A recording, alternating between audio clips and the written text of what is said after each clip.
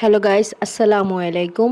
আপনাদের সাথে আমি আজকে বেশ কিছু ভাইরাল টপিক নিয়ে কথা বলতে আসছি। পাশাপাশি আমার রান্নাটা দেখবেন। সেটা হচ্ছে রিসেন্টলি দেখলাম যে একটা স্বামী স্ত্রীকে ভাবে কুপিয়ে হত্যা করার চেষ্টা করতেছে ২ টা লোক। কেন? সেখানে আমি কেন করলো, কী জন্য করলো সেটা নাই বলি।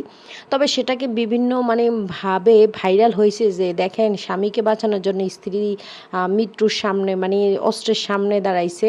আবার রিসেন্টলি দেখলাম যে একটা মহিলা উনি ট্রেনের নিচে নিজে আত্মহত্যা করছে।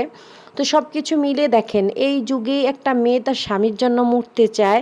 আবার এই যুগে হয়তো আমার যে বোন মারা গেছে সে হয়তো তার পারিবারিক হোক, যে কোনো কলহ থেকে হোক, সে মনোকষ্ট থেকে দুনিয়া থেকে চলে গেছে। তো আমি এটাই বলতে চাই, দেখবেন এই দুনিয়াতে যারা ভাইরাল হয় বা হয়তো ভিডিওতে আসে বা আপনি প্রকাশ করেন, তাদের কষ্টটা এখানে সবাই দেখে। দেখবেন আপনি আমার মতো অনেক মেয়েরা আছি যারা ঘরে বসে আছি, কিন্তু আমাদের মনে কিন্তু অনেক কষ্ট থাকতেই পারে, হয়তো আমরা প্রকাশ করতে পারি না। ওই যে একটা কথা আছে না, যে ভিতরে ভিতরে ব্যথার চেয়ে ভেঙে যাওয়া ভালো, বুঝছেন?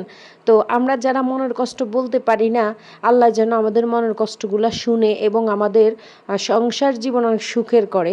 তাই বলে কেউ ভাববেন না আমি সংসার অশান্তিতে আছি। আমিও আছি অশান্তিতে, তবে অর্থনৈতিকভাবে। তো সবাই দোয়া করবেন। আর আমার এখানে আমি পোনা মাছগুলোকে এভাবে রান্না করছি, কারো ভালো লাগলে এভাবে ঝাল ঝাল রান্না করবেন।